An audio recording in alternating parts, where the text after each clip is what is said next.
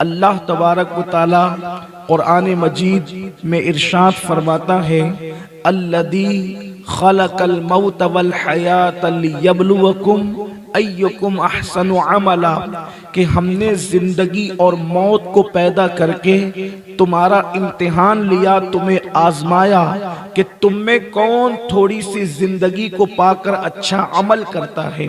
यानी जमीन के ऊपर हमारे आने का मकसद सिर्फ और सिर्फ अच्छा अमल है। और अल्लाह ने ये जो जिंदगी हमें दी है, ये खेल कूद के लिए नहीं दी, ये रंगरेलियों के लिए नहीं दी, ये जराइम और गुनाहों के लिए नहीं दी, बल्कि अल्लाह फरमाता है कि हमने तुम्हें आजमाया कि कौन थोड़ी सी जिंदगी को पाकर अच्छा अमल करता है। अच्छे अमल के लिए जमीन पर आए हैं। अगर मुख्तसर अल्फाज में इस आया करीमा का मफहूम पेश किया जाए तो गोया के यूं कहा जा सकता है कि इस दुनिया में आए हो, उस दुनिया की तैयारी के लिए, ये खत्म होने वाली दुनिया जिसे छोड़ करके जाना है।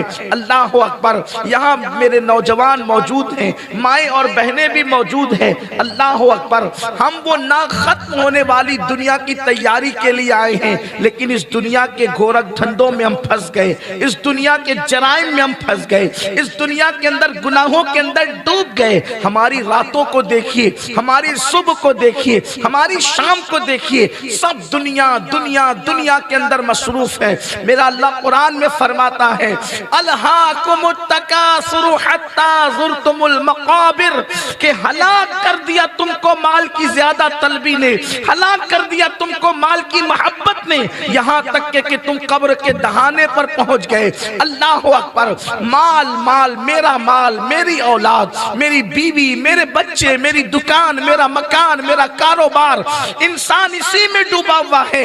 लेकिन ऐ गाफिल इंसान, जिस दिन मौत से तेरी आंखें बंद होगी, तेरी रूह का रिश्ता तेरे जिस्म से टूट जाएगा, उस वक्त ना तेरी बीवी तेरे कब्र में साथ जाएगी, न तेरे बच्चे तेरी कब्र में साथ जाएंगे, न तेरे दोस्त तेरी कब्र में साथ जाएंगे, न तेरा माल तेरी कब्र में साथ जाएगा। अल्लाह अकबर। ये ऊंचे ऊंचे मकान पर जो तू गुरूर करता है, जो तू घमंड करता है, जो नरम नरम गद्दों पर लेट कर तू अल्लाह की नाफरमानी करता है, ये सब के सब यहीं रह जाने वाला है। और तुझे जाना कहाँ है? उसी को कब्र कहते हैं। करोड़पति को भी 2 गज जमीन मिलती है और फकीर को भी 2 गज जमीन मिलती है। अल्लाह अकबर। सबको उतने ही का कफन मिलता है। जिनका करोड़ों और अरबों खरबों का बैंक बैलेंस है, वो भी उतना ही कफन लेकर जाता है जितना भीख मांगने वाला कफन ले जाता है। मुझे बताओ, अल्लाह अकबर। अपने माल के गुरूर में अल्लाह को भूलने वालों, अपनी ताकत के नशे में खुदा को फरामोश करने वालों, अपनी दौलत के नशे में अल्लाह की इबादत से दूर भागने वालों, मुझे बताओ, क्या जो फकीर कफन ले जाएगा उससे ज्यादा कफन कोई मालदार ले जाएगा? अल्लाह अकबर। जिस कब्रिस्तान में बाजू में फकीर सो रहा होगा, वहीं अरबोपति खरबोपति भी तो सो रहा होगा। कहाँ है बड़ी बड़ी कंपनियों के मालिक? कहाँ कहाँ कहाँ है बड़ी बड़ी सल्तनतों के मालिक? कहाँ है उनकी कब्रें? कहाँ है उनकी कब्रों का निशान? अल्लाह अकबर। उनके वाकयात हमें दावत इबरत दे रहे हैं। अच्छी तरह कान खोल के सुन लो। अगर आखिरत की तैयारी नहीं की तो कब्रों का निशान भी मिट जाएगा, और अगर आखिरत की तैयारी करके अल्लाह को राजी कर लिया, 800 साल भी मरने को बीतेंगे तो तुम्हारे गुंबद ऐसे चमकेंगे जैसे गौसो खाजा के गुंबद चमकते नजर आ रहे हैं, जैसे शाह आलम के डंके बजते नजर आ रहे हैं। अल्लाह अकबर। ये कौन लोग थे? वो भी तो इंसान ही थे, लेकिन उनमें और हम में फर्क ये है, या उनमें और बादशाहों में फर्क ये है कि अल्लाह अकबर, औरों ने आखिरत की तैयारी नहीं की, अल्लाह को भूल गए, और इन्होंने आखिरत की तैयारी करके अल्लाह को राजी किया, ये नेक अमल करते रहे। कितने अफसोस की बात है ना, जो चीज कफन में साथ लेकर के जाना है, जो चीज कफन में साथ लेकर के जाना है, उसके लिए कोई तैयारी नहीं, उन अमाल के लिए कोई तैयारी नहीं। कितने अफसोस की बात है, 8-8, 10-10 घंटा आदमी पैसे कमाने में लगा देता है, लेकिन 10 मिनट नमाज के लिए नहीं निकाल सकता। मैं पूछना चाहता हूं, थोड़ी देर जरा अल्लाह का तसव्वुर, अल्लाह रब्बुल इज्जत के बारगाह में खड़े होने का तसव्वुर करके, अपनी कब्र का तसव्वुर करके, अपनी मौत का तसव्वुर करके, दुनिया छोड़ने का तसव्वुर करके सोचो। जिस काम माल को 8-8 घंटे मेहनत करके कमा रहे हो, क्या वो साथ में ले जाओगे? और जिस नमाज का सवाब कफन में ले जाना है, उसके लिए कितना टाइम, उसके लिए कितना वक्त है? आज मुसलमान को नमाज के लिए टाइम नहीं। अल्लाह के रसूल सल्लल्लाहु अलैहि वसल्लम फरमाते हैं, जो नमाज नहीं पढ़ता उसको ज़कात भी मत देना, उसके पास भी मत बैठना। बेनमाजी के पास, अल्लाह के रसूल अलैहिस्सलाम रहमतुल लिल आलमीन ने फरमाया, बेनमाजी के पास कभी मत बैठना, क्योंकि बेनमाजी पर आसमान से लानत बरसती रहती है। उसके पास बैठने वाले को मना किया, उस पे जो लानत बरस रही है उसका असर तुम पर भी होगा। मेरे आका अलैहिस्सलाम ने हजरत सैयदना अबू हुरैरा से फरमाया, ए अबू हुरैरा, ए अबू हुरैरा, हो सके तो तू बेनमाजी के करीब कभी मत बैठना, इसलिए कि उन पे लानत बरसती है। मैं आपसे पूछना चाहता हूं, ए मेरे आका सल्लल्लाहु अलैहि वसल्लम के दीवानों, जिस अबू हुरैरा को, अपने सहाबी को अल्लाह के रसूल बेनमाजी के करीब बैठने से मना कर रहे हैं, क्या वो बेनमाजी ये समझते हैं कि अल्लाह के हबीब उनसे प्यार करते होंगे, अल्लाह के हबीब उनसे मोहब्बत करते होंगे, अल्लाह के हबीब की निगाह रहमत उन पर होती होगी? जो रसूल अपने असहाब को बेनमाजी के पास बैठने से मना कर दे, अल्लाह अकबर, वो रसूल कितने बेजार है बेनमाजियों से। आका फरमाते हैं, जो सेहत की हालत में नमाज छोड़ दे, अल्लाह के रसूल फरमाते हैं, अल्लाह ना उसकी शहादत कबूल करे, ना उसकी अमानत कबूल करे, ना उसकी ज़कात कबूल करे। और यहां तक मेरे आका फरमाते हैं, अल्लाह उससे बेजार, अल्लाह के रसूल उससे बेजार, मैं मोहम्मद उससे बेजार। और अल्लाह रब्बुल इज्जत के महबूब फरमाते हैं, अल्लाह उन पर क़यामत में निगाह रहमत नहीं फरमाएगा, अल्लाह तबारक व तआला उनके लिए जो है वो अजाब सख्त फरमा देगा। औरों को जितना अजाब मिलेगा उससे दुगना अजाब बेनमाजियों को मिलेगा। आपसे पूछना चाहता हूं, अपना भला करने वालों, अपना भला सोचने वालों, अपने बच्चों का भला सोचने वालों, कितनी हैरत की बात है, 8-8, 10-10 घंटा उस माल के लिए मेहनत कर रहे हो जिसको लेकर नहीं जाना। 10 मिनट का वक्त अल्लाह की इबादत के लिए नहीं निकाल रहे हो। मगर याद रखना, इस दुनिया में पहली और आखिरी मर्तबा आए हो, पछताओगे और सिर्फ पछताओगे। जिस वक्त रूह का रिश्ता जिस्म से टूट जाएगा उस वक्त सिर्फ पछताओगे, मगर उस वक्त का पछताना काम नहीं आएगा। आज शैतान फजर की नमाज के वक्त तुम्हें सुला रहा है, शैतान ज़ोहर की नमाज के वक्त तुम्हें काम में लगा रहा है, लेकिन तुम्हें नहीं पता तुम अपना कितना बड़ा नुकसान कर रहे हो। मेरे आका ने फरमाया, अला ला दीना लिमन ला सलात लह। आका फरमाते हैं, उसका दीन है ही नहीं जिसकी नमाज नहीं है। आका फरमाते उसका दीन नहीं जिसकी नमाज नहीं है। मुसलमानों में आपसे पूछना चाहता हूं, अपना कितना नुकसान करोगे, अल्लाह को कितना नाराज करोगे? चूंकि वक्त बहुत मुख्तसर है, सिर्फ 2 बातें अर्ज करके बात मुकम्मल करता हूं। अल्लाह करे किसी के दिल को चोट करे, जब भी सोचते हो ना नमाज कल से पढ़ेंगे, कल से पढ़ेंगे, कल से पढ़ेंगे, मेरे अजीज कल किसी की जिंदगी में नहीं आता, कल किसी की जिंदगी में नहीं आता। आज की बात करो, अभी की बात करो, इसी वक्त की बात करो। मेरे भाई याद रखना, आप गुरूर करोगे, आप घमंड करोगे, आप माल की मोहब्बत में डूबते रहोगे, गुनाहों की मोहब्बत में डूबते रहोगे। यही है ना, गुनाहों के लिए तो वक्त मिला, यार की मोहब्बत के लिए वक्त न मिला, खुदा की इबादत के लिए वक्त न मिला, गीबत के लिए वक्त मिला, कुरान की तिलावत के लिए वक्त न मिला, फितने सीने फैलाने के लिए वक्त मिला, लोगों से मोहब्बत करने के लिए वक्त नहीं मिला, जबान से शोले उगलने के लिए वक्त मिला, जबान से मीठी बातें करने के लिए वक्त नहीं मिला। हाँ हाँ, अल्लाह अकबर, चोरियां करने के लिए वक्त मिला, मेहनत का कमा कर लोगों की मदद करने के लिए वक्त नहीं मिला। हाँ हाँ, ताश के पत्ते खेलने के लिए वक्त मिला, मुस्तफा जाने रहमत पे दुरूद पढ़ने के लिए वक्त नहीं मिला। हाँ हाँ, व्हाट्सएप चेक करने के लिए वक्त मिला, फेसबुक पर टाइम पास करने के लिए वक्त मिला,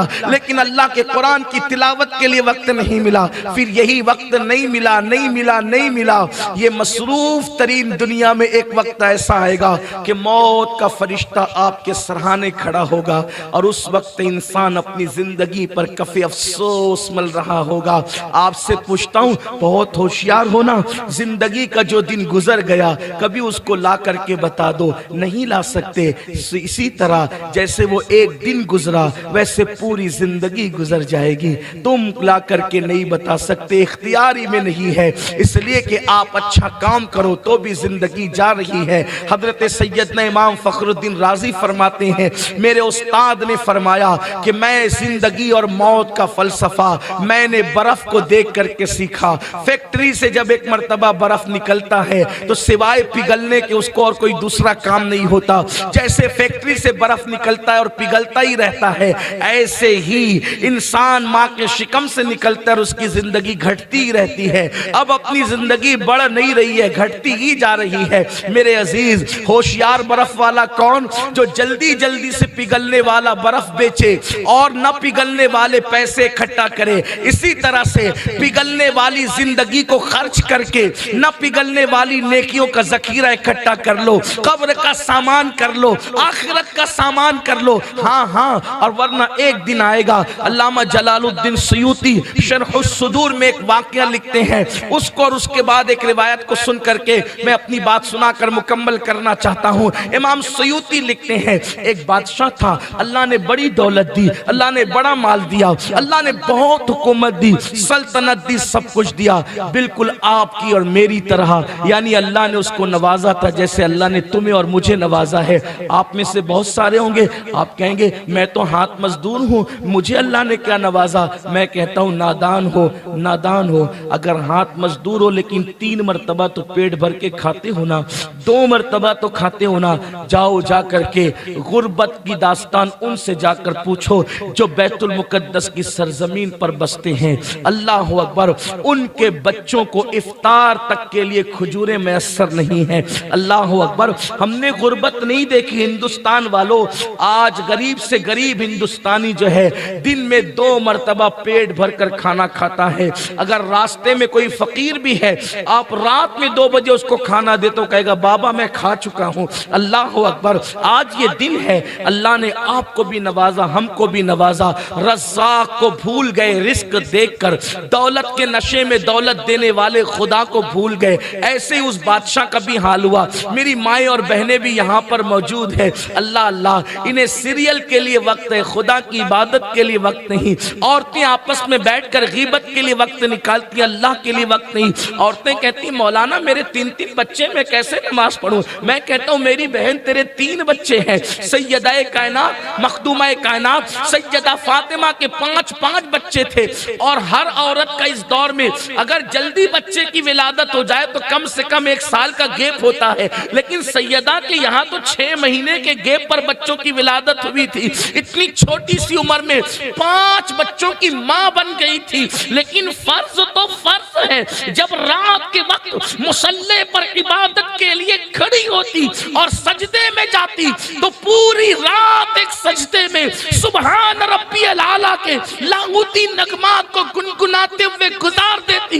जब सुबह होती तो हसरत के साथ सर उठाकर नमाज मुकम्मल करती और कहती मौला तूने रात इतनी छोटी बनाई कि तेरे नबी की बेटी फातिमा दिल खोलकर सजदा भी न कर सकी। मौला कोई लंबी रात तो दे ताकि दिल खोलकर मैं सजदा कर सकूं। मेरी बहनों, आज तुम्हें रातें गुनाहों के लिए छोटी पड़ती है, उनको इबादत के लिए रातें छोटी पड़ती थी।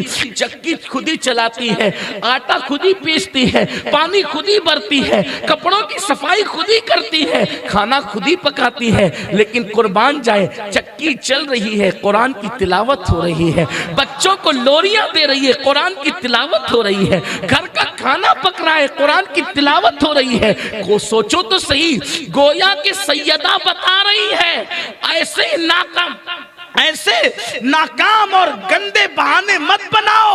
कौन कहता है औरतें इबादत नहीं कर सकती? सैयदा ने बताया, जब मैं चक्की चलाते चलाते कुरान की तिलावत कर सकती हूँ, तो तू भी मिक्सर में मसाला पीसते पीसते कुरान की तिलावत कर सकती है।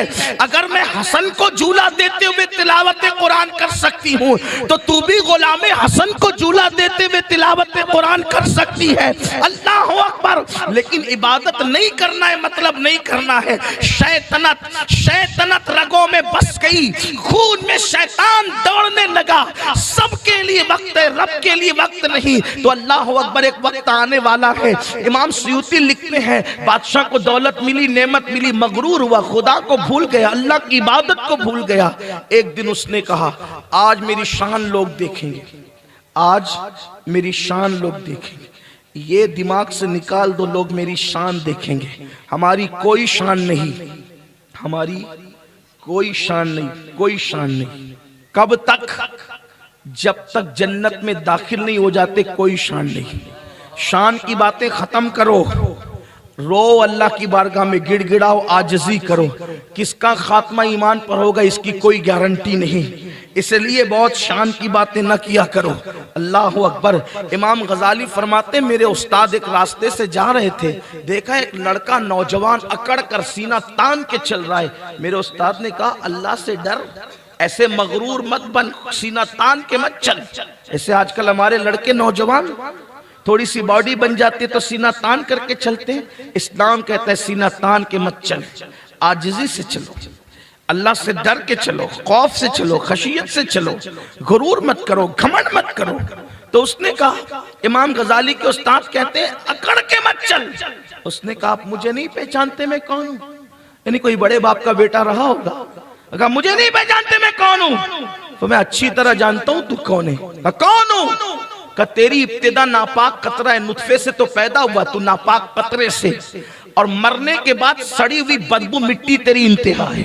अच्छी तरह जानता हूं, यही है ना? कितना घमंड करोगे? कैसे पैदा हुए? मिम्माइन दाफिक, उछलते हुए पानी से पैदा हुए। उसकी वजात की मिन नुत्फा, नुत्फे से नापाक कतरे से पैदा हुए। और होना क्या है? वफिया नुईदुकुम, मिट्टी में मिला दिए जाओगे, मिट्टी हो जाओगे, कुछ नहीं हो। इसलिए बहुत बड़े न बना। दौलत दी अल्लाह ने तो कहो तेरा शुक्र है, इस काबिल न था। औलाद दी तो कहो शुक्र है, इस काबिल न था। इज्जत दी तो झुको, इस काबिल न था। शुक्र करो, शुक्र करोगे तो और मिलेगा, अकड़ोगे तो छीन लिया जाएगा। इसलिए उसने कहा, आज लोग मेरी शान देखें, मेरी शान देखें लोग, मेरे लिए कीमती कपड़ा लाओ सिलाकर। सब लोग कतार बनाकर खड़े हो जाओ। आज कोई मुझसे बात नहीं करेगा, आज कोई मुझसे कलाम नहीं करेगा, आज मुझसे कोई मुखातिब नहीं होगा। आज लोग मेरी शान देखेंगे। घोड़े पे बैठा, कीमती कपड़े पहनकर, आवाज आई, सब अदब करो इनका। सब लोग हाथ बांध के, बादशाह था वो, गर्दन झुका के खड़े हो गए। जैसे ही बादशाह के ज़र्क बर्क लिबास पर लोगों की नजर पड़ी, कीमती खूबसूरत घोड़े पे सवारी पे नजर पड़ी, लोग हैरान थे, क्या इज्जत है इसकी। ऐसे में घोड़े का एक कदम, सवारी का एक कदम आगे बढ़ने वाला था। जोर से आवाज, बादशाह रुको। ये हैरत अंगेज आवाज थी, रौबदार आवाज थी, आवाज में रौब था, घन थी, गरज थी, रुको। किसी में जुर्रत नहीं थी रोकने की, लेकिन आवाज थी रुको, तो रुक गया। मुड़ के देखा तो कहा, कुछ सुनो। आने वाला मर्दे दरवेश, बारोब चेहरे वाला, क्या बात है? तुमसे बात करना है। क्या बात करना है? ऐसे नहीं, करीब आके करना है। आओ बोलो, गर्दन नीची कर। कान में बात करना है। बादशाह ने कहा मैं आपकी सुन रहा हूं, इतना ही काफी है, मैंने तो मना किया था लोगों से कि आज किसी से बात नहीं करेंगे। कहा गर्दन नीची कर। आवाज में ये तासीर थी कि बादशाह को गर्दन नीची करनी पड़ी। कान में कहने वाले ने कहा पहचानते हो मैं कौन हूं? मुझे पहचानते हो मैं कौन हूं? नहीं, मुझी को मलकुल मौत कहते हैं, मुझे को मलकुल मौत कहते हैं। चलो जनाब, वक्त आ गया है, हजरत थोड़ा सा मौका देना, कुछ लम्हे का मौका, अपने अल्लाह को मना लूं, तौबा कर लूं, घर वालों से मिलकर कुछ नसीहतें वसीयतें कर दूं। उन्होंने कहा तू भी बंदा है और मैं भी बंदा हूं, तूने उसकी न मानी, मैं उसकी नाफरमानी नहीं कर सकता। उसने मुझे हुक्म दिया रूह निकालना है, मतलब निकालना है, मैं कुछ नहीं कर सकता। मुझे इसका इख्तियार नहीं कि मैं किसी को मोहलत दूं। जब तक अल्लाह ने तुझे मोहलत दी थी तू तो गुनाह कर रहा था, जब तक अल्लाह ने तुझे मोहलत दी थी तू तो नाफरमानी कर रहा था, जब तक अल्लाह ने तुझे मोहलत दी थी अल्लाह से बगावत कर रहा था, अल्लाह ने तुझे मोहलत दी थी घमंड कर रहा था, दौलत और पैसों पे इतरा रहा था, खूबसूरत मकानात पे इतरा रहा था, किसी को खातिर में नहीं ला रहा था। अब वक्त आया तो मुझसे टाइम मांगता है, मैं क्यों टाइम दूं? मैं टाइम नहीं दे सकता। तूने नाफरमानी की, मैं नाफरमानी नहीं कर सकता। तुझे अभी इसी वक्त चलना होगा। पता नहीं दोनों में क्या बातें हो रही थी, लोग तो हैरान थे, लेकिन लोगों ने इतना जरूर देखा कि थोड़ी देर पहले जो बड़े कर्रो फरर घमंड के साथ अपनी सवारी पर बैठ करके गर्दन अकड़ा करके खड़ा था, अल्लाह अकबर, उसका लाशा थोड़ी देर में जमीन पे तड़प रहा था और लोगों को दावत इबरत दे रहा था कि अल्लाह अकबर, अल्लाह जब तुम्हें मौका दे उस मौके को गनीमत जानो। मेरी कौम के जवानों, वो बादशाह की तरह हम भी गलती कर रहे हैं, हम भी अकड़ गए, हम भी घमंडी हो गए, हम भी दौलत के, जवानी के, हुस्न के नशे में, फरेब में शैतान के हाथों इगवा हो गए। हाँ हाँ, हमें ट्रेन पकड़ने के लिए सुबह को आंख खुलती है, फजर की नमाज के लिए आंख नहीं खुलती। हाँ हाँ, बच्चों को स्कूल पहुंचाने के लिए आंख खुलती है, मस्जिद जाने के लिए सुबह को आंख नहीं खुलती। हाँ हाँ, दोस्तों में बैठने को टाइम मिलता है, नमाज के लिए टाइम नहीं मिलता। वक्त जा रहा है, जिंदगी की ट्रेन आगे बढ़ रही है, जिंदगी की सवारी आगे बढ़ रही है, जिंदगी का सूरज ढल रहा है। बहुत जल्द आने वाला आएगा जिसका वादा कुरान कहता है कुल्लु नफ्सिन ज़ाइक़तुल मौत, हर नफ्स को मौत का मजा चखना है। हाँ हाँ मेरे भाई, वो मौत की घाटी जो बड़ी दर्दनाक है वो जल्द आने वाली है। इतनी नादानी न कर, रात की तारीकियों में मोबाइल पर ज़िना के मनाजिर देखकर अपनी आखिरत को तबाह न कर मेरे भाई। ये तेरी खूबसूरत जवानी पर तरस आता है, ये तेरा खूबसूरत सा चेहरा, ये तेरा हसीन सा चेहरा जिसको देखकर फूलों की मासूमियत याद आती है। जब ये तेरे रातों के गुनाहों की वजह से जहन्नम के अंदर डाला जाएगा, जहन्नम की आग में तुझे दहकाया जाएगा। हाय हाय तेरे जिस्म की नजाकत कि तू सिगरेट का चटका बर्दाश्त नहीं कर पाता, तो तू जहन्नम के वो दहकते हुए शोले जिससे जहन्नम भी पनाह मांगता है। अल्लाह के हबीब गैब दा नबी सल्लल्लाहु अलैहि वसल्लम इरशाद फरमाते हैं, जहन्नम में एक वादी है, उस वादी का नाम वैल है, वैल। और आका फरमाते हैं वैल नामी वादी का हाल ये है कि ऐसी उसमें जहन्नम की आग है कि जहन्नम भी उससे पनाह मांगता है, जहन्नम की आग उसी से भड़काई जाती है। सहाबा ने पूछा आका उस वैल में कौन दाखिल किया जाएगा? आका फरमाते हैं जो वक्त गुजार कर नमाज पढ़ता था वो वैल में दाखिल किया जाएगा। पढ़ता था, नहीं पढ़ता था ऐसा नहीं, पढ़ता था मगर वक्त गुजार कर पढ़ता था। जो वक्त गुजार के कज़ा कर कर के नमाज पढ़े, यानी फजर का वक्त कब तक रहता है? सूरज निकलने तक रहता है। सूरज निकलने के बाद कज़ा पड़ी, वैल ठिकाना होगा। जोहर का वक्त कब तक रहता है? असर के वक्त आने से पहले तक रहता है।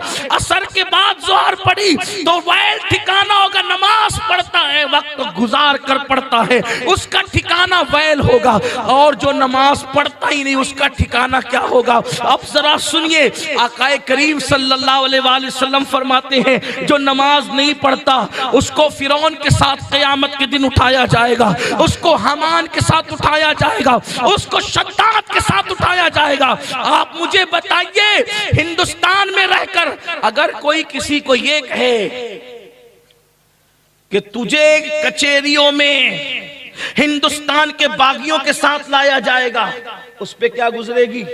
जो हिंदुस्तान के बागियों के साथ आएगा वो सोचेगा ना कि अब फांसी का फंदा तो मेरे लिए है ही, क्योंकि बड़े बड़े मुजरिम माफ कर दिए जाएंगे, लेकिन मुल्क का बागी, मुल्क का गद्दार माफ नहीं किया जाएगा। अगर हेलमेट पहनने न पहनने का जुर्म किया, माफ कर दिया जाएगा, थोड़ा सा चालान काट करके माफ कर दिया जाएगा। इसी तरह सिग्नल तोड़ा, कोई सजा जो है वो पैसे दे करके उसको नजरअंदाज कर दिया जाएगा। मगर मुल्क से जिसने गद्दारी की, बोलो कोई बड़े से बड़ा सोर्सेस लाएगा, माफ किया जाएगा। बल्कि कोई सोर्स भी अगर उसका बन कर आएगा तो कहेंगे अच्छा मुल्क के गद्दार की सिफारिश करता है तो उसको ही पकड़ा जाएगा। बोलो सिफारिश करने वाले को ही पकड़ा जाएगा। कोई मुल्क का वफादार मुल्क के गद्दार की सिफारिश कर सकता है? नहीं कर सकता। ये अल्लाह के गद्दार है। कुरान ने कहा फिरौन अल्लाह का गद्दार, हमान अल्लाह का गद्दार, अल्लाह अकबर शद्दाद अल्लाह का गद्दार, ये सब लोग अल्लाह के अजाब में गिरफ्तार होके मरे। फिरौन को दरिया में डुबाया गया। अल्लाह ने मखलूक के दिल में उसकी इतनी नफरत पैदा की कि दरिया ने भी उसको कबूल नहीं किया। दरिया ने उठा करके उसको फेंक दिया। जानवरों ने, कुत्तों ने भी उसको नहीं खाया। जानवरों ने भी उससे नफरत की, कुत्तों ने भी नहीं खाया। जमीन ने भी उसको जगह नहीं दी। आज वो इबरत की दावत दे रहा है और वो एक म्यूजियम में पड़ा हुआ है, नंगा पड़ा हुआ है और इबरत की दावत दे रहा है। खुदा वो रसूल से बगावत का अंजाम क्या है। लेकिन बेनमाजी किसके साथ उठेंगे? उसी फिरौन के साथ जिसको कुत्तों ने तक मुंह नहीं लगाया, जिसको दरिया ने भी उछाल कर बाहर फेंक दिया, जिसको जमीन ने भी अपने सीने में पनाह नहीं दी। बताओ आज नमाज के लिए वक्त नहीं है। कयामत के दिन की रुसवाई कैसी, कयामत के दिन की तबाही कैसी। आज फजर में अगर 20 मिनट ज्यादा सो लोगे तो कौन सा तुम्हारा फायदा हो जाएगा, और अगर 20 मिनट पहले सुबह को उठ जाओगे तो तुम्हारा कौन सा नुकसान होगा। वल्लाह फजर की 20 मिनट की नींद छोड़ोगे कोई नुकसान नहीं, फायदा ही फायदा होगा। क्योंकि मेरे नबी ने फरमाया जो नमाज पढ़ता है अल्लाह उसके चेहरे को मुनव्वर करता है। जो फजर की नमाज में उठता है अल्लाह उसे दौलत से माला माल फरमाता है। जो मस्जिद की तरफ फजर में पैदल चल के जाता है कयामत के दिन अल्लाह उसको अर्श का साया अता फरमाएगा। फजर में उठने का फायदा ही है, फजर में उठने का फायदा ही है। आज आप देखो किसी भी डॉक्टर के पास जाओ, कोई मोटा हो, कोई शुगर का पेशेंट हो, कोई ब्लड प्रेशर का पेशेंट हो, कोई पेशेंट हो, हार्ट का पेशेंट हो, डॉक्टर क्या कहता है? सुबह पैदल चलो। डॉक्टर कहता है तो सब सुबह पैदल चल रहे हैं। डॉक्टर लोगों ने आज कहना शुरू किया सुबह पैदल चलो। मेरे नबी ने 1450 साल पहले कहा फजर की नमाज में पैदल मस्जिद जाओ। हुजूर चला रहे, हर नमाज में ऊंट पर आओ, घोड़े पर आओ, खच्चर पर आओ। सहाबा को कुछ नहीं कहा, लेकिन फजर में कहा पैदल मस्जिद आओ। फजर में कहा पैदल मस्जिद आओ। अब आप कहेंगे ये फजर की क्या खास बात है, सब लोग सुबह चला रहे हैं। हैरत ये है जिन मजहब में सुबह उठने की तालीम नहीं वो मजहब के लोग सुबह उठ रहे हैं, और जिस मजहब में फजर का हुक्म है अस्सलातु खैरुम मिनन नौम की सदा है, वो मजहब के लोग 3 बजे रात तक के होटलों पे बैठ करके कुर्सियां तोड़ते हैं। 2-2 बजे रात तक के मुसलमानों के मोहल्लों में देख लो, कब शक करते होंगे, ऐसी ऐसी हाकते होंगे। 3-4 बजे जाकर के सोएंगे और 12-1 बजे तक के उठेंगे। यही है। कैसे तरक्की होगी, कैसे तरक्की होगी? मेरे आका फरमाते सुबह का सोना, फजर के वक्त का सोना रिस्क को तंग करता है, रिस्क में तंगी लाता है। अपना नुकसान मत करो, होश के नाखून लो। अहमदाबाद वालों, आप बड़े बड़े खतीबों को सुनते हैं, मैं कोई खतीब नहीं, लेकिन एक फकीर गौस पाक की चौखट का आपके दरवाजे पर सदा लगाने आया हो। अल्लाह वालों, अल्लाह की तरफ आ जाओ, अल्लाह के बंदो, अल्लाह की तरफ आ जाओ, वरना याद रखना अल्लाह जिस पे रोजी तंग कर देता है उसकी रोजी को कोई कुशादा नहीं कर सकता। बड़ी माजरत के साथ, मैं तावीज का मुखालिफ नहीं, फजर नहीं पढ़ते, सोते पड़े रहते हैं, तंगी अल्लाह कर देता है रोजी में, और आप जाते किसके पास हो? तावीज वाले बाबाओं के पास। हजरत मेरी रोजी तंग हो गई, जरा तावीज दे दो। जिसकी रोजी अल्लाह ने तंग की हो, है दुनिया में कोई ऐसा तावीज कि अल्लाह के तंग की हुई रोजी को कोई खोल सके? तावीज में जादू का इलाज है, तावीज में अल्लाह की नाराजगी का इलाज नहीं है। अल्लाह की नाराजगी कैसे खत्म होगी? जब तेरी नमाज न पढ़ने पे अल्लाह ने नाराज होकर रोजी तंग की है, तब उसका इलाज क्या है? नमाज पढ़, नबी की आंखों को ठंडक दे, फिर अल्लाह तेरे घर में ठंडक अता करेगा। नबी की आंखों को ठंडा कर, नमाज का तोहफा भेज। आका फरमाते हैं जुइलत कुर्रतु ऐनी फिस्सलाह, नमाज में मेरी आंखों की ठंडक है। एक बार मुसलमान नमाजी बनकर तू देख, फिर देख तेरे कैसे वारे न्यारे होते हैं। वल्लाह तेरे घर में रोजी बरकत बरसेगी, रहमतों का नुज़ूल होगा, तेरे बच्चे तेरे फरमा बरदार होंगे, तुझे नेमतें मिलेगी, तुझे बरकतें मिलेगी। अल्लाह तुझे इतना नवाजेगा कि तू रख रख के भूलेगा। क्यों? इसलिए कि मेरे नबी ने फरमाया जब अजान होती है तो रूए जमीन की सारी दौलत समेट कर मस्जिद में लाई जाती है। जो मस्जिद में आते हैं अल्लाह उनको रोजी भी देता है, रोजी में बरकत भी देता है। जो मस्जिद में नहीं आते वो रज़ाक है, रोजी तो देता है मगर बरकत नहीं देता। जिसको अल्लाह बरकत नहीं देता उसका कुछ रह नहीं जाता, और जिसमें बरकत देता है थोड़े में बहुत होता है। समझाऊं आपको? समझ लो।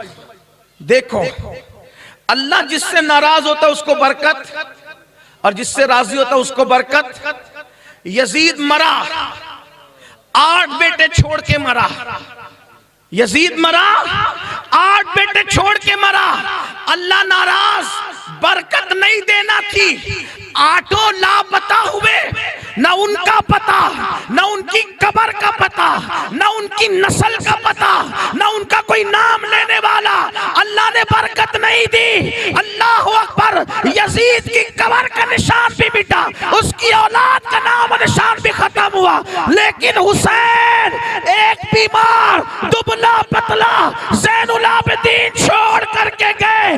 अल्लाह राजी था, ऐसी बरकत थी कि करबला से लेकर अहमदाबाद तक के देखो हुसैन के बेटों की एक कतार नजर आ रही है। क्या आप नहीं देखते?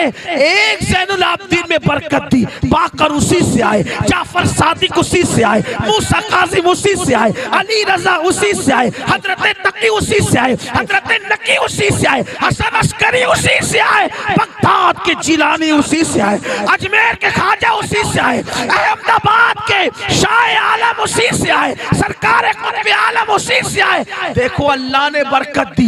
एक छोड़ा था, एक में बरकत कितनी। अल्लाह बरकत दे तो कयामत तक कोई खत्म नहीं, हुकूमत भी खत्म नहीं कर पाए। अल्लाह बरकत दे तो हुकूमतें भी खत्म नहीं। कितना मिटाने की कोशिश की हुकूमतों ने, हुकूमतें खत्म हो गई, आले हुसैन खत्म ना हो।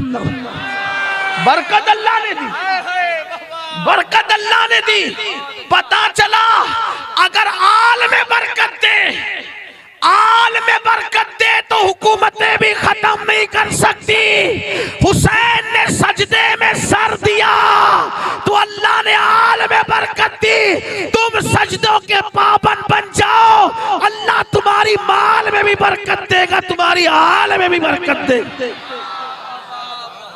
आप कहेंगे क्या माल मिलता है? माल मिलता है। मैं कहता हूं नादान, अपने नबी का फरमान पढ़। अल्लाह के रसूल ने फरमाया जब बंदा बंदा सजदा करता है तो खुदा और बंदे के दरमियान के सारे पर्दे हटा दिए जाते हैं। अरे जब सजदे में खुदा मिल जाता है तो कायनात की कौन सी नेमत नहीं मिल सकती। जो सजदे में खुदा मिलता है क्या नहीं मिल सकता। आओ सजदे के पाबंद बनो, गलती न करो। रात में कोई काम नहीं है तो जल्दी सो, सुबह को जल्दी उठो। मजबूरी है देर से सोते, चलो देर से सो, लेकिन जल्दी उठो। आप कहेंगे नहीं उठ पाता हूं, मैं कहता हूं नमाज की अहमियत दिल में पैदा कर। क्योंकि प्लेन पकड़ने के लिए आंख खुलती है ना आपकी, अगर किसी दिन फ्लाइट पकड़नी है तो आंख खुलती है ना। तो जब फ्लाइट के लिए करोड़ों फ्लाइट से बढ़कर है एक वक्त की नमाज, क्योंकि फ्लाइट छूटेगी तो कोई नुकसान नहीं है आपका आखिरत का, लेकिन एक वक्त की नमाज छूट गई तो अल्लाह के रसूल फरमाते वो अल्लाह के जिम्मे करम से बाहर है। आका फरमाते वो मेरे जिम्मे से बाहर है। सुनियो नमाज के पाबंद बनो। दूसरी बात और आखिरी बात कि ये दुनिया है, ये दुनिया है और अल्लाह ने हमें अपने महबूब की उम्मत में पैदा किया है। हमारे लिए सबसे बड़ा प्लस पॉइंट ये है, हमारे लिए सबसे बड़ा प्लस पॉइंट ये है हम महबूब की उम्मती है। और महबूब की उम्मत होने की वजह से हमारे लिए खास रियायत ये है, तवज्जो करना, हुजूर की उम्मत होने की वजह से खास रियायत हमारे लिए क्या है पता है। जब अल्लाह ने कलम पैदा किया, ये वाला कलम जो आप नहीं, अल्लाह का कलम, अल्लाह का कलम अल्लाह ने पैदा किया, लौह पैदा किया जिस पर लिखा जाता है कलम से। तो अल्लाह ने कलम को कहा कलम लिख, उक्तुब या कलम, कलम लिख, तवज्जो करना, लिख कलम लिख। तो कलम ने कहा क्या लिखूं? कहा आदम का नाम लिख, उनकी कौम के हालात लिख। कलम ने लिख दिया।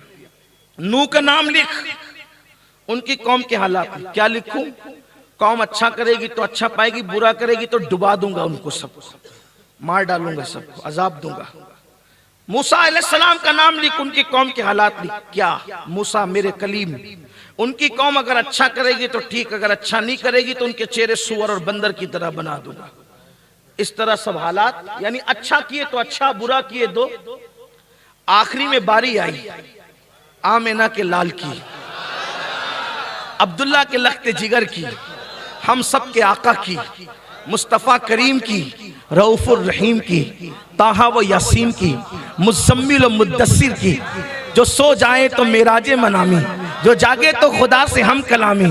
जो मेराज पर जाते तो उनके लिए सुभान अल्लज़ी असरा आती है, जो लौट कर आते तो वन नज्म इज़ा हवा आती है। मक्के में चले तो लाउक्सम बेहाज़ल बलद कहा जाता है, कंबल को ओढ़ ले तो या अय्युल मुद्दस्सिर कहा जाता है, सहाबा में बैठ जाए तो या अय्युल मुज़म्मिल कहा जाता है। जुल्फ़े चेहरे पर इतरा इतरा कर आ जाए तो वल्लैल आ जाती है, और अगर अंदाज़े दिलरुबाना से सवर जाए तो फिर वद्दुहा नाजिल होती है। अगर निगाहें झुके तो इन्ना अंज़लना आती है, और फिक्र से निगाहें उठे तो कद नरा को नाजिल किया जाता है। अगर महबूब के दिल में ख्याल आ जाए तो किबला भी बदल दिया जाता है। वो यतीमों का मावा, वो गरीबों का गमगुसार, वो बेवाओं के सरों पे चादरें डालने वाला, अल्लाह अकबर, जिसकी ना कोई मिस्ल है ना मिसाल है। अल्लाह ने उनको बनाने के बाद वो दुकान ही बढ़ा दी। रुखे मुस्तफा है वो आईना कि अब ऐसा दूसरा आईना ना हमारी बज़्म ख्याल में, ना दुकाने आईना साज में। उनको देखा तो खुसरो कह उठे, परी पैकर निगारे, सर्व कद्दे लाला रुखसारे, सरापा आफत दिलबूद, शब जाए के मन बूदम। अगर उनको जामी देख ले ख्वाब में तो कहने लगे आयात कुरान अब रुयत, तफसीर कुरान गेसुयत, रूए तो कुरान माँ ईमा तुई। अगर अहले सुन्नत का इमाम उनको देख ले ख्वाब में तो पुकार उठे कि सर ताब कदम शान है, ये इंसान है, इंसान वो इंसान है। ये कुरान तो ईमान बताता है इन्हें, ईमान ये कहता है मेरी जान है। ये वो कमाल है उसमें हुजूर है कि गुमान नक्स जान है, यही फूल खार से दूर है, यही शम्मा है कि धुआं नहीं। करूं तेरे नाम पे जा फिदा, न बस एक जा दो जहां फिदा, दो जहां से भी नहीं जी भरा, करूं क्या करोड़ों जहां नहीं। उनको देखने वाले देख करके ये कहते हैं आफा कहा गर्दीदाम मेरे बुतावरजीदाम बिस्यार खूबा दीदाम, लेकिन तू चीजें दी करी। अल्लाह अकबर, अल्लाह अल्लाह। उनको देखने वाले कहते ला युमकिनु सनाउ कमा कान हक़्क़ुहु, बादस खुदा बुजुर्ग तुई। किस्सा मुख्तसर, बारी आई उनकी, कलम लिख, कलम लिख, महबूब का जिक्र लिख, नामे मोहम्मद लिख। कलम ने कहा क्या लिखूं? अब 1,24,000 कमोबेश लिखते लिखते गोया के कलम आदि हो गया था। तो जो शागिर्द समझाने के लिए कह रहा हूं, मिलाने के लिए नहीं, जो शागिर्दों को पता हो कि उस्ताद इमला किस अंदाज में कराता है, तो वो 2 जुमले बोलता है तो शागिर्द आगे बढ़ के 4 लिख लेता है कि रोजाना का मामूल यही है ना। कुर्बान, समझाने के लिए कहा, मिलाने के लिए नहीं। जब मेरे अल्लाह ने कहा कलम लिख, महबूब, मेरे महबूब, उनकी उम्मत का जिक्र लिख दूं, वो गुनहगार होंगे और तू सजा देगा। तब या कलम, कलम अदब कर, कलम अदब कर। किसका नाम आया है? अदब कर। किसका नाम आया? मेरे मोहम्मद का, जिसके नूर के पसीने से तुझे पैदा किया। महबूब का नाम अदब। तो कलम, अल्लाह रब्बुल इज्जत का ये हुक्म सुन करके शक हो गया। कलम शक, शक कहते हैं टुकड़े होने को, लेकिन शक हो गया। और अल्लाह ने जब तक चाहो शक रहा, फिर अल्लाह ने उसको दुरुस्त किया। लिख, अब का मौला क्या लिखूं? लिख, मेरे महबूब की उम्मत गुनहगार है और मैं उनको बख्शने वाला गफ्फार हूं। औरों के लिए क्या लिखा? वो गुनाह करेंगे तब उनको डुबोएंगे, हवा चला के मारेंगे, पत्थर बरसा के यानी जो पाप करेगा वो तबाह होगा। लेकिन प्लस पॉइंट क्या है? महबूब के हो। लेकिन महबूब के जब तक रहोगे तभी तक रियायत की जाएगी। अगर महबूब से गद्दारी करोगे तो कहीं पनाह नहीं मिलेगी, इसलिए उनसे वफा करो। आप कहेंगे हजरत हम तो वफा कर रहे हैं। मैं कहता हूं यही वफा कि हीरो से प्यार किया तो उसकी नकल की, आमिना के लाल से कैसे प्यार किया, उनकी नकल करने में शर्म आती है। मौलाना दाढ़ी रखने में अच्छा नहीं लगता, तौबा कर, क्या बक रहा है? अगर कोई क्रिकेटर दाढ़ी रख ले तो तुझे रखने में शर्म नहीं आती, अगर कोई हीरो रख ले तो तुझे रखने में शर्म नहीं आती। मैं कैसा लगूंगा? अरे नादान, तू कैसा लगेगा? इसलिए कि जिसके चेहरे को कुरान ने बद्दुहा कहा, उनके चेहरे पर भी तो दाढ़ी थी। उनसे ज्यादा हुस्न किसके पास है? दाढ़ी काली है, दाढ़ी काली है तो कैसा लगता है इंसान? स्टेज पे बैठे हुए लोगों को देख लो, बहुत खूबसूरत लगता है। वो छिले हुए मुर्गे जो होते हैं ना, जो दाढ़ियां कटा करके बदसूरत नजर आते हैं, गाली नहीं दे रहा हूं, बुरा मत मानना, लेकिन ये मेरे जज्बात हैं, उनसे अच्छे काली दाढ़ी वाले नजर आते हैं। जवान है तो काली दाढ़ी हुस्न में इजाफा करती है, और अगर यही सफेद हो जाए तो पता है क्या है? मेरे आका फरमाते हैं सफेद दाढ़ी वालों की दुआ फरमाता है। जब मेरे उम्मती की दाढ़ी सफेद हो जाती है तो अल्लाह फरिश्तों से कहता है फरिश्तों अब इसके गुनाह मत लिखा करो, मेरा बंदा बूढ़ा हो गया है। ये सफेद दाढ़ी वालों का एहतराम है इस्लाम में। और आप कहते कैसा लगूंगा? आप कहते हुजूर से वफा करते हैं, कानों में ईयरफोन लगाकर गाने सुनते हो, नात क्यों नहीं सुनते? अगर वफा करते हो तो नात सुनो, वफा करते हो तो उनकी बात सुनो। तो मैं अर्ज ये कर रहा था, बात जो खत्म करने लगा था ये कि मेरे अजीज हुजूर की उम्मती है ना, इसलिए अपने साथ खास रियायत है कि अगर हम तौबा करें तो हम जो कुछ भी पाप करते हैं वो 1 सेकंड में माफ हो जाती है। हजरत सैयदी सरकार निजामुद्दीन महबूब इलाही इरशाद फरमाते हैं कि मुत्तकी उसको कहते हैं जिसने गुनाह नहीं किया और ताइब उसको कहते हैं जिसने तौबा किया। तो मुत्तकी का नाम है अमाल और तौबा करने वाले का नाम है अमाल, दोनों बराबर बराबर होता है, दोनों में कोई गुनाह नहीं होता। किसी ने पूछा वो कैसे? मुत्तकी का तो उसने गुनाह किया ही नहीं इसलिए गुनाह लिखा ही नहीं है, तौबा करने वाले का क्यों नहीं लिखा होता? वो कहा जब वो तौबा कर लेता है तो अल्लाह सारे गुनाहों को मिटा देता है। आओ आज तौबा करें, सच्ची तौबा। लेकिन फिर कहता हूं कान पीटने की बात, कान खींचने की बात नहीं, गाल पीटने की बात नहीं। तौबा वो जिसे रसूलुल्लाह ने तौबा कहा, तौबा वो जिसे अल्लाह ने तौबा कहा, तौबा वो जिसे अस्लाफ ने तौबा कहा। मतलब अल्लाह से ये अहद करना कि आज से पहले जो हुआ माफ कर दे, आइंदा मैं नहीं करूंगा इसका वादा करना, और फिर उस रास्ते न जाना।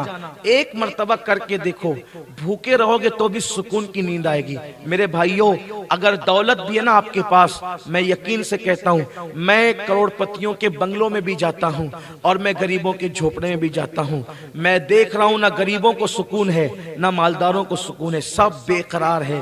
नींद किसी को चैन की नहीं आ रही है, लोग नींद की गोलियां खाते हैं, लोग कुछ करते हैं कुछ करते हैं, नींद नहीं आ रही है। नींद आती भी तो सुकून नहीं है, टेंशन टेंशन। क्यों क्यों?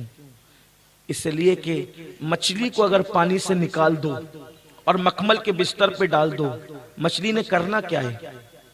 क्या करना है? तड़पना है। उसने तड़पने के सिवा कुछ नहीं। आप मछली से कहो अरे मैंने तो तुझे पानी से निकाल के मखमल पे डाल दिया, मछली कहेगी मेरा काम ही मखमल से कुछ नहीं, मेरा जीवन तो पानी में है, मेरी जिंदगी तो पानी में, मेरा आराम तो पानी में, क्योंकि अल्लाह ने उसको मेरे लिए लाजिम कर दिया है। मेरे अजीज, जैसे मछली के लिए पानी जरूरी है वैसे तेरे लिए नेक आमाल जरूरी है। मछली को सुकून पानी में मिलता है, मोमिन को सुकून नेकियों में मिलता है। इसलिए कि अगर तुम मोमिन हो, हदीस पाक में मोमिन की पहचान यही है, जब वो नेकी करे तो उसको सुकून मिलेगा और जब वो गुनाह करेगा तो वो बेकरार हो जाएगा। ये बेकरारी भी तुम्हारे ईमान की निशानी है कि ईमान है इसीलिए तुम बेकरार हो। अब उसका इलाज क्या है? तावीज उसका इलाज नहीं। फिर कहता हूं, मैं तावीज का मुखालिफ भी नहीं, कोई मेरा जो वो ये ना कहे कि मैं तावीज की मुखालफत करके गया, नहीं, गलत मतलब मत लेना। मैं मानता हूं तावीज को, मैंने खुद पहन रखा है, मेरे पीर का दिया हुआ तावीज मेरे गले में है। और जहां याद रखें कि उसको कोई हाथ लगा दे तो मेरी रूह तड़प जाती है। कभी एयरपोर्ट वाले कहते हैं बाहर निकालो और उसको निकालते हैं तो मैं तड़प जाता हूं। इसलिए कि मैं खुद तावीज का कायल हूं, लेकिन मैं इतना जानता हूं तावीज की जगह तावीज काम करता है ना, और अमल की जगह अमल काम करता है। हाँ, तकवे की जगह तकवा काम करता है। परहेज, कोई पूरा कुरान लटका के घूमे और नाफरमानी अल्लाह की करे तो कुरान पहनने से भी उसको कोई फायदा नहीं मिलना चाहिए, जाए कि थोड़ा सा तावीज।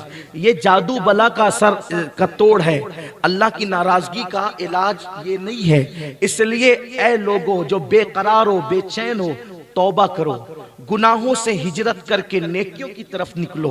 अपनी रातों को आवारगी और अय्याशियों में गुजारने की बजाय मुस्तफा जाने रहमत पे दुरूद पढ़ो, और कम से कम 500 बार दुरूद तो आपको पढ़ना ही चाहिए। क्यों?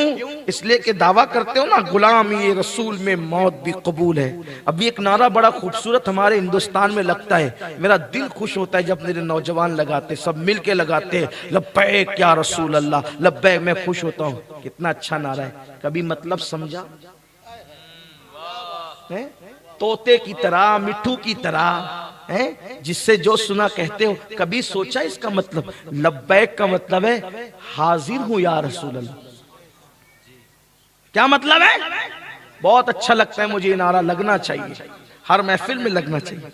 लेकिन आपसे कहता हूं मतलब, या रसूल अल्लाह मैं हाजिर हूं। नबी का मुनादी कह रहा सलातो खैरुम मिनन नौम, वहां गैर हाजिर है। हुजूर की तरफ से सदारी दाढ़ी रख, गैर हाजिर है। हुजूर की तरफ से हुक्म आता है हलाल खा हराम मत खा, गैर हाजिर है। सिर्फ नारा लगाते हो हाजिर हूं या रसूल अल्लाह, गैर हाजिर हर जगह। और लब्बैक या रसूल अल्लाह किसकी बारगाह में जुरत करते हो? है? किसकी बारगाह में जुरत करते हो? जबान पे कुछ, दिल में कुछ, जबान कुछ, किरदार कुछ, अरे लब्बैक या रसूल अल्लाह तो वो कहने के सच्चे हकदार थे। वल्लाह पहली रात की दुल्हन नबी के कहने पे छोड़ के आए और अपनी जान तक कुर्बान कर दी। लब्बैक या रसूल अल्लाह का हक उन्होंने अदा किया कि जब नबी ने फरमाया कि तबूक के लिए चंदा दो तो अपने कपड़े तक उतार कर सिद्दीक अकबर ने दे दिए और टाट लपेट लिया। नारे खूब लग रहे हैं, मैं नारे का मुखालिफ नहीं, याद रखना, लेकिन लब्बैक या रसूल अल्लाह कहने वालों हाजिर कहां हो? जो टोपी पहनने में जो नौजवान शर्माए, क्या होगा उनका? यहूदी बन रहे हो, ईसाई बनना चाहते हो, माअज़ल्लाह अमली तौर पर, ज़बानी तौर पर तो नहीं, ऐलान तो नहीं कर रहे हो, लेकिन बताओ ना, घर का माहौल ईसाइयों की तरह, घर का माहौल यहूदियों की तरह, चेहरा यहूदियों और ईसाइयों की तरह, रहन सहन यहूदी और ईसाइयों की तरह, बोलना चालना यहूदी और ईसाइयों की तरह, खाना पीना यहूदी और ईसाइयों की तरह। कहां हो? नबी के तरीके पर कहां हो? अल्लाह के रसूल के तरीके पे कहां? लोग कहते हैं मौलाना हमारी कौम मुर्तद हो रही है, हमारी कौम मुर्तद हो रही है, वो मुसलमान नहीं हो, मुसलमान होने से निकल रही है। मैंने कहा जिनके मुर्तद होने के बारे में तुम बातें कर रहे हो, ये कितने मुसलमान रह गए थे वो तो बताओ। है? जो जुमा पढ़ने मस्जिद में नहीं आते थे वही तो मुर्तद हो रहे हैं। मुझे कोई एक ऐसा बंदा बता दो जो पांचों वक्त का नमाजी हो, उलमाए हक की सोबत में बैठता हो, वो मुर्तद हुआ हो तो बताओ। जो जुमा में भी नहीं आते थे, जो जिना के अड्डों को आबाद करते थे, जो हराम खाते थे, जो अल्लाह रसूल पे एतराज करते थे, वही भाग रहे हैं। वरना जो उलमा के साथ रहने वाले वो तो कहते हैं जान दे देंगे, फाके से रहेंगे, सब कुछ बर्दाश्त कर लेंगे, लेकिन वल्लाह ये वो नशा नहीं जिसे तुर्शी उतार दे। मैं आपसे गुजारिश करता हूं, जो बात आखिरी करने चला था, तवील हो रही है, तौबा करो, अल्लाह को मना लो, सब गुनाह माफ हो जाएंगे सब, और नई जिंदगी गुजारो। अहमदाबाद वालों, एक नई जिंदगी का आगाज करो, वरना आज अगर आपने तौबा नहीं की ना, शायद कल मौका नहीं मिलेगा। और एक बात आपको कह दूं, जिसने भी तौबा की, जिसने भी की तौबा, मेरे अल्लाह ने उसको माफी किया। जिसने भी की तौबा, हर दरवाजे पर अगर आप अपने जुर्म का इकरार करोगे तो वहां इज्जत जाती है और सजा मिलती है। मेरे अल्लाह की चौखट वो है, जब बंदा तौबा कर लेना और अपने जुर्म का इकरार कर ले तो वहां इज्जत नहीं जाती बल्कि इज्जत बढ़ा दी जाती है। एक छोटी सी गुफ्तगू सुन ले इस सिलसिले में, ताकि आपको मौका मिल जाए और आपकी तबीयत चाहे कि आप तौबा करेंगे और सच्ची तौबा करें और अच्छी तौबा करें और अल्लाह से सच्चा अहद करें। अच्छा, अपने मजहब में यह भी नहीं है कि वहां जाके तौबा करो और वहां जा, ऐसा कुछ नहीं। अपने नबी का वसीला लेके जहां बैठकर तूने तौबा कर ली, बस शर्त है नबी का, क्योंकि ये अपने बाप की सुन्नत है। हमारे बाबा आदम 200 साल तक रोते रहे, तौबा करते रहे, जवाब नहीं आया, लेकिन जब कहा ना मौला नाम मोहम्मद, प्यारे मुस्तफा का वास्ता, मोहम्मद का वास्ता माफ कर दे, तो पूछा तूने कैसे पहचाना मेरे मोहम्मद को? तो कहा मौला जब तूने मुझे पैदा किया था ना, तो मैंने अर्श के पाए पे तेरे नाम के साथ उनका नाम देखा, जन्नत के दरवाजों पर तेरे नाम के साथ उनका नाम देखा, हूरों की पुतलियों पर तेरे नाम के साथ उनका नाम देखा। मैं जान गया जिसका नाम अपने नाम के साथ लिखा वही तो महबूब हो सकता है। इरशाद हुआ आदम तूने अपने लिए मांगा ना, अगर मेरे महबूब का नाम लेकर के पूरी कायनात के इंसानों के लिए मांगता तो मैं सबको माफ कर देता। बात महबूब की है, बस आपसे यही कहता हूँ, महबूब को वसीला बना के, महबूब के साथ वफा करके, उन्हीं को वास्ता बना के ले जाओ और फिर जहां बैठ के तौबा करो, अल्लाह माफ करेगा। आइए जरा सुन लीजिए कि जिंदगी किसी की कैसे भी गुजरी, लेकिन अल्लाह की तरफ जो पलट जाए फिर मेरा अल्लाह उसको बड़ी इज्जतें देता है। एक जवान जवानी की दहलीज पे कदम रखता है और एक लड़की से उसको मोहब्बत हो जाती है। जवान हर दौर के जवान है, जवान हर दौर के लोग कहते हैं जवानी दीवानी होती, मैं भी कहता हूँ जवानी दीवानी होती, लेकिन फर्क है, दुनिया वालों की जवानी गुनाहों की दीवानी होती है और मुस्तफ़ा वालों की जवानी मुस्तफ़ा जाने रहमत की दीवानी होती है। औरों की आंख औरों से लड़ती है और गुलामान मुस्तफ़ा की आंखें उनके लिए बरसती है। सबके लिए रो कर देखा, एक बार मेरे महबूब के लिए भी रो के देख लो। हाँ, सबसे वफा करके देखा, एक मर्तबा मुस्तफ़ा जाने रहमत से भी वफा करके देख लो। अल्लाह की कसम खाकर कहता हूँ, जिस दिन सच्चे दिल से नबी के ऐसे वफादार हो गए जैसे अल्लाह चाहता है तुम्हें वफादार देखना, और खुदा जैसा हुक्म देता है तुम्हें वफादारी का, जमीन पे पैर मारोगे जमीन सोना उगलेगी। वल्लाह के अल्लाह की कसम खा के कह रहा हूँ, हमें वो नबी मिला है, वो नबी हजरत इब्राहिम अलैहिस्सलाम क़यामत के दिन मेरे नबी की शान देखकर कहेंगे, या रसूल अल्लाह मुझे भी अपनी उम्मत में शामिल कर लो। सोचो, गौर करो, सोचो, गौर करो, हुजूर के उम्मती होने का एजाज, बिन मांगे अल्लाह ने हमें उम्मती बनाया। खलीलुल्लाह कह रहे हुजूर मुझे अपनी उम्मत में शामिल। सोचो तो सही, उनके उम्मती होने में फायदा क्या है? तवज्जो करें, उनके उम्मती होने में नबी मूसा कलीम कहते हैं रब्बे अरनी, तो कहता है लन तरानी, आप नहीं देख सकते। और हमसे क्या कहता है? उदऊनी अस्तजिब लकुम, मुझसे जो मांगेंगे मैं तुम्हें दे दूंगा। कलीम को कहता है लन तरानी, और हमें गुनहगारों को कह रहा है अस्तजिब लकुम, जो मांगोगे दूंगा। तो इससे माज़अल्लाह ये नहीं कि आपका दर्जा नबी से बढ़ गया, नहीं, बल्कि ये इसको कहते हैं कमाल अस्ल अलग है और फजाइले तुफैली अलग है ना, है ना। मिसाल के तौर पे बताऊं, बात दूर न निकले लेकिन बता दूंगा। जूते क्या कभी तख्त पे जा सकते? न तख्त जूतों के लिए और ना जूते तख्त के लिए। कभी जा सकते हैं? नहीं। ठीक, जब तख्त पे नहीं जा सकते तो मिंबर पे रखे जा सकते हैं? बोलो, नहीं ना, सच्ची बात नहीं। लेकिन मैंने ऊंट के बने हुए जूतों को एक मिंबर पे देखा। ये जूते मिंबर पे, किसी ने कहा होश कर, ये मुस्तफा जाने रहमत की नालैन है।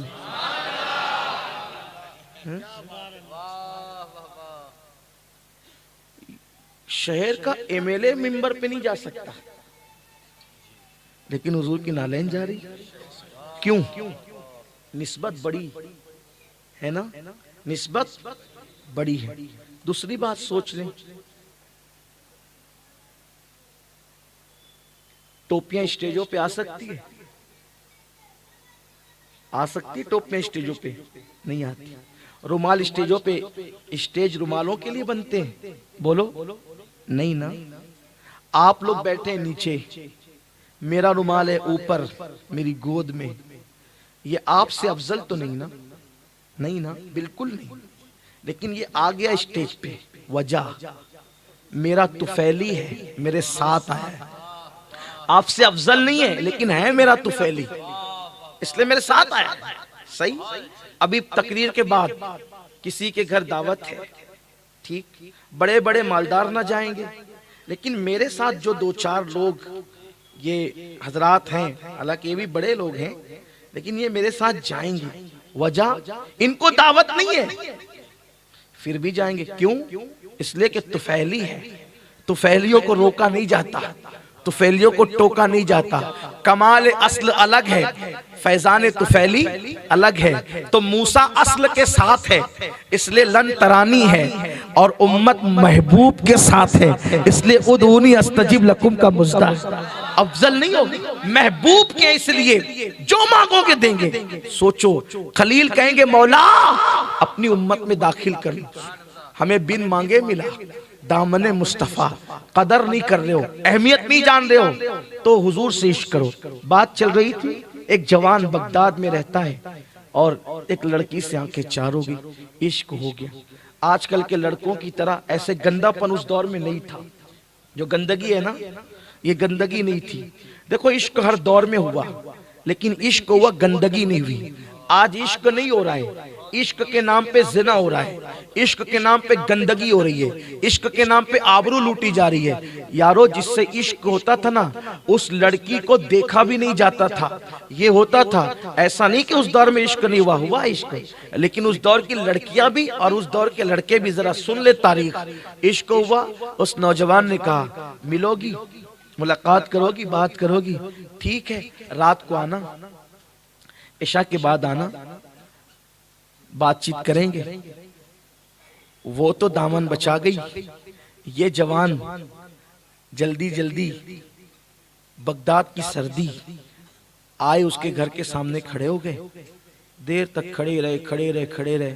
उसको ना आना था ना वाई, वो बड़ी पाक दामन थी, आंखें चार हो गई थी। वो कहा था कि मिलेंगे, लेकिन उसने बहाना किया कि मिलेंगे, लेकिन वो मिली नहीं। तरबियत ऐसी थी उस दौर की। आजकल की लड़कियां जो बिगड़ रही है, भाग रही है, माँ बाप का कसूर है, क्योंकि माँ बाप सीरियल दिखा रहे हैं बेटी को, माँ बाप बेपर्दा घुमा रहे हैं बेटियों को। अगर बेटियों को कनीज़े फातिमा बनाया होता तो ये हालात जमाने ने न दिखाया होता।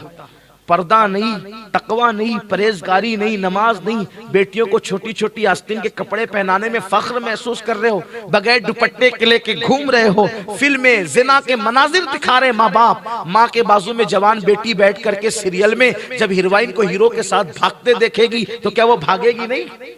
वो कसूरवार माँ बाप है, वो बदतरीन माँ बाप जो अपनी औलाद को सीरियल तो दिखाते हैं, सैयदा फातिमा की जिंदगी नहीं पढ़ाते, और फिर रोते चार चार आंसुओं से मेरी बेटी भाग गई। कसूरवार तुम हो, बेटी से ज्यादा बदतरीन तुम हो। तुमने उसकी सही तरबियत नहीं की, उसके पेट में तुमने हलाल लुक्मा नहीं डाला। बुरा लगे मुझे माफ करना, नश्तर जो लगाता है वो दुश्मन नहीं होता। कल मुसलमानों की बेटियों का हाल यह था कि मुसलमान की बेटी मामूजाद भाई से भी पर्दा करती थी, चचाजाद भाई से भी पर्दा करती थी, फूफीजाद भाई से भी पर्दा करती थी। और आज मोहल्ले का वो कौन सा जवान है जो हमारी बेटियों पे नजर नहीं डालता हो? इसमें कसूर हमारा है। और लोग कहते हैं मौलाना आज पर्दे की बात न करो। मैं कहता हूं जब जब तुम अल्लाह रसूल से बगावत करोगे, खून के आंसू रोना पड़ेगा, खून के आंसू रोगे। पर्दे के पाबंद बनो, दीनी तहजीब के पाबंद बनो। वो लड़की पाबंद थी, उसने कहा रात को मिलेंगे, नहीं आई, पूरी रात नहीं। बगदाद की ठंडी कड़ाके की सर्दी, जो बगदाद शरीफ अभी भी जाते हैं उनको पता है कितनी सर्दी होती है। आज ये सर्दी का आलम है, तो आज से 10,000 साल पहले की सर्दी का आलम क्यों, बल्कि और पहले उस वक्त की सर्दी का, बड़ी सर्दी कड़ाके की। वो खड़ा रहा हत्ता की अजान शुरू हुई। जैसे मौजिन ने बगदाद के मीनारों से बुलंद की सदा अल्लाहु अकबर, अल्लाहु अकबर, इन्होंने लगा या अल्लाह, इशा की अजान हो गई। जैसी मौजिन ने तौहीद और रिसालत के नगमे के बाद हय्या अला सलाह हय्या अल फलाह के बाद कहा अस्सलातु खैरुम मिनन नौम, तो ये तो परेशान, अरे इशा की नहीं, फजर की अजान हो रही। मैं पूरी रात खड़ा रहा एक लड़की के लिए, मैं पूरी रात खड़ा रहा एक लड़की के लिए। उनको हैरत हुई इस जवान को, और फिर दिल ने कचोके दिए। जब अल्लाह किसी को सुधारना चाहता है ना, तो कोई ऐसी मलंग आ जाता है बस्ती में, हाँ, और वो ऐसी बातें कर जाता है। और जब कोई नहीं आता तो फिर दिल ही कुछ करने लगता है। दिल ने, अरे नादान, तू अल्लाह के लिए अगर खड़ा रहता पूरी रात तो तुझे क्या मिलता? एक लड़की के लिए खड़े रहा, बेवफा के लिए, वो ना आना था ना आई। एहसास हुआ, चलो अब अल्लाह के घर चलते हैं। फजर की अजान हो चुकी थी, आए, तौबा की मौला, तुझसे बहुत दूर चला गया था, माफ कर दे, माफ कर दे। औरों से दिल लगाने लगा था, माफ कर दे। औरों के लिए रोने लगा था, माफ कर दे। खूब रोए, गिड़गिड़ाए, दिल का बोझ धुला, तौबा की, माफी मांगी। फजर की जमात से पढ़ी, फिर बैठे रहे, जिक्र अस्कार किया। सूरज निकला, इशराक पड़ी, चाश्त पड़ी, मस्जिद से बाहर निकले। एक पीर साहब भी निकल रहे थे, दोनों निकले तो देखा कि सर पे बादल साया कर रहा है। पीर साहब ने कहा, ए जवान, तेरे सर पे बादल साया करते। कहा, बाबा हमने रात कैसे गुजारी हमारा दिल जानता है, हम पर बादल क्या साया करेगा, ये आप अल्लाह वालों का काम है। लेकिन दोनों साथ साथ चले तो बादल दोनों पे साया कर रहा था। जब दोनों का रास्ता बदला, राहें मुखालिफ हुई, तो पीर साहब पे बादल साया नहीं कर रहा था, उसी जवान पे बादल साया कर रहा था। तब पीर साहब ने कहा, ओ जवान, तू तो कह रहा था रात पता नहीं कहाँ गुजारी, देख तेरी शान। आंख में आंसू आ गए, मौला जुर्म किया था किसी से प्यार का, तो तूने छुपा लिया, और तौबा क्या की तो कितनी इज्जत दी तूने कि मेरे सर पे बादल साया कर रहा है।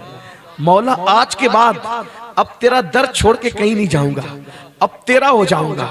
दिल में पक्का इरादा किया, कहा अल्लाह वाला बनना है तो क्या करना पड़ेगा, कहा इल्म हासिल करना पड़ेगा। मैं इल्म हासिल करूंगा, आलिम बनूंगा, हाफिज कुरान बनूंगा, मुहद्दिस बनूंगा। वो जवान गया तो उसकी खुशनसीबी, उसको इमाम आजम जैसा उस्ताद मिला, इमाम आजम जैसा उस्ताद मिला। कुरान हिफ्ज किया, हदीस पढ़ी, इल्म हासिल किया, आलिम बने, मुहद्दिस बने, सूफी बने। इतने बड़े बन गए, इतने बड़े बन गए, इतने बड़े बन गए कि सूफियों की महफिल में जाते तो लोग शेखुल मशाइख कहते हैं, मुहद्दिस की महफिल में जाते तो लोग अमीरुल मोमिनीन फिल हदीस कहते हैं, फुक़हा की महफिल में जाते तो इमामुल फुक़हा कहते हैं। इमाम बुखारी के उस्ताद के भी उस्ताद बन गए वो जवान।